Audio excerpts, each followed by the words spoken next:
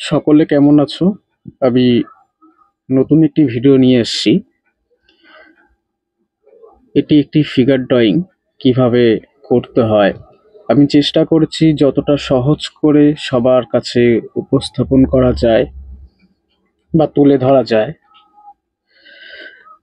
তোমরা ভিডিওটা পুরোটা মন দিয়ে দেখবে, তাহলে কিন্তু বুঝতে পারবে এবং আঁকতে পারবে। আর শুধু দেখলেই হবে না, দেখার সঙ্গে সঙ্গে নিজেকে প্র্যাকটিস করতে হবে। যত কাজ করবে তত তোমাদের ভালো। আর সম্পূর্ণ ফিগারটা পেন্সিলেই আমি করেছি, তোমরাও পেন্সিলে করবে, পরে রং করবে, তাতে কি হাত সেট হবে। তা আমি পুরো ফিগারটা কমপ্লিট করে নিয়েছি।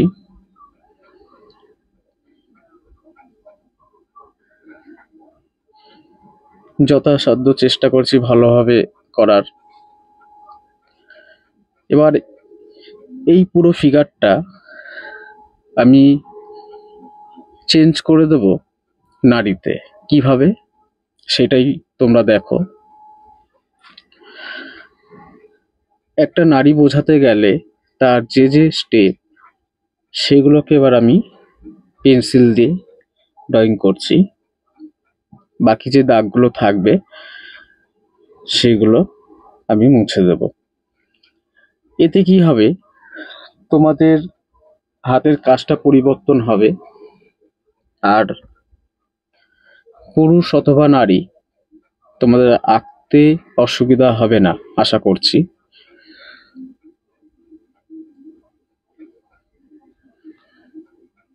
একজন নারী আঁকতে গেলে তার খোপা, শাড়ি বা মেলি ড্রেস, এগুলো দ্বারাই বোঝানো যায়। তার সঙ্গে শরীরের গঠন, যেরকম নারীদের ক্ষেত্রে কিন্তু কোমরটা একটু চওড়া হবে, এটা কিন্তু একটা ইম্পর্টেন্ট জিনিস। তাতে কি হয়, হয়তো সবার কোমর চওড়া না, তবুও একটা কোমর চওড়া হলেও ড্রয়িং এর ক্ষেত্রে শেপটা ঠিকঠাক লাগে। আমি শাড়ি পরিয়েছি, মাথায় খোপা দিয়েছি, ধীরে ধীরে সেটাকে আমি পেন্সিল দিয়ে স্কেচ করছি। এটার কারণ হচ্ছে আলো ছায়া।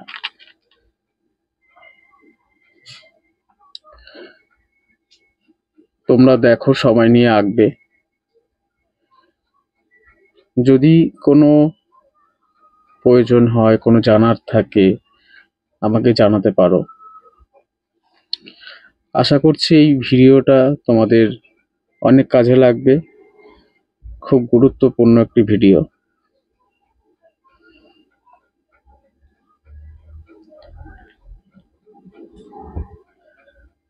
8 মিনিট 10 সেকেন্ডের একটি ভিডিও। বর্তমানে তো ধৈর্য থাকে না অতক্ষণ ভিডিও দেখার, কিন্তু যারা আঁকতে ভালোবাসো বা আঁকা শিখতে চাও, তাদের জন্য কিন্তু ইম্পর্টেন্টটা। তাই ভিডিওটা পুরোটা দেখতে হবে, দেখে তোমরা কাজ করবে। আমি এবার নতুন একটি ফিগার আঁকছি। ফিগারটা মাথাটা আমি গোল করে নিলাম। এবার বডি টেক্সচারটার দিকে আসছি, বডিটাকে কিভাবে তৈরি করব। প্রথমে আমি একটা মেয়ে বানাচ্ছি।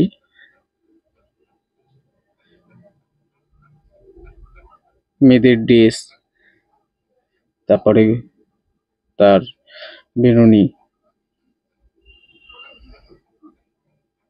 খুবই খুবই সহজ। যদি তোমরা একটু বেসিকটা ধরতে পারো, চাইলে আমি এর থেকেও সহজ করে দিতে পারি। কিন্তু এই আঁকাটার কারণ, যারা একটু ছোট বা তার থেকে একটু বড় তাদের পক্ষে সুবিধা। এবার খুব ছোট মানুষদের ফিগার আবার আলাদা হয়, সেটাকে অন্যভাবে তৈরি করতে হয়।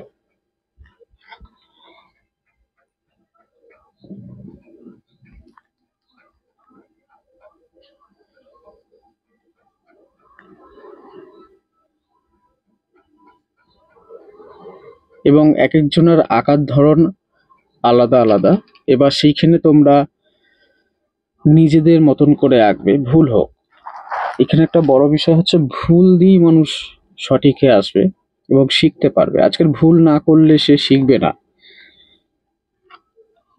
আর যেটা আমি বেশিরভাগই বলে থাকি তা হচ্ছে কোনটা ভুল, সেই ভুলটা নিজেকে একবার ধরার চেষ্টা করো নিজে থেকে। যদি তুমি ভুলটা মনে হয় যে না এটা ভুল, তাহলে কিন্তু তুমি শিখবে। এবার যদি একান্ত নাই বুঝতে পারো যে না এটা তো মনে হচ্ছে না ভুল, না ঠিক আছে, কোনো সমস্যা নেই, জেনে নাও কোনটা ভুল কোনটা ঠিক।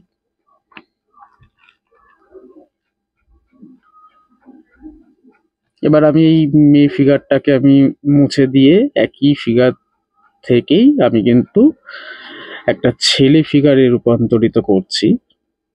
একটু মনোযোগ দিয়ে দেখবে।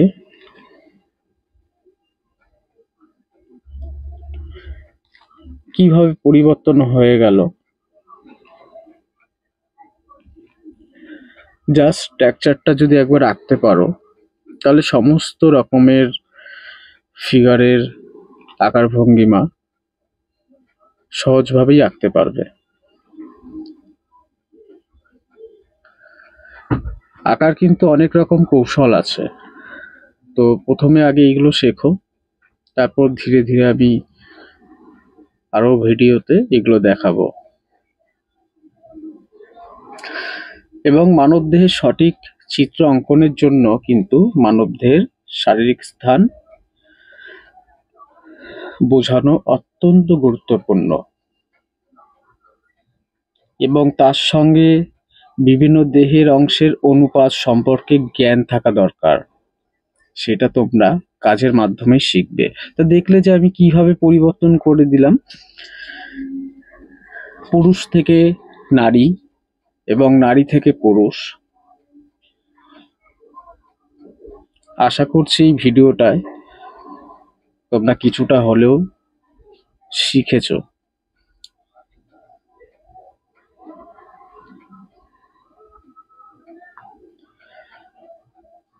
এবং যত আঁকবে, যত তোমাদের অভিজ্ঞতা হবে, তার সঙ্গে সঙ্গে আঁকার দক্ষতা কিন্তু তোমাদের বাড়বে।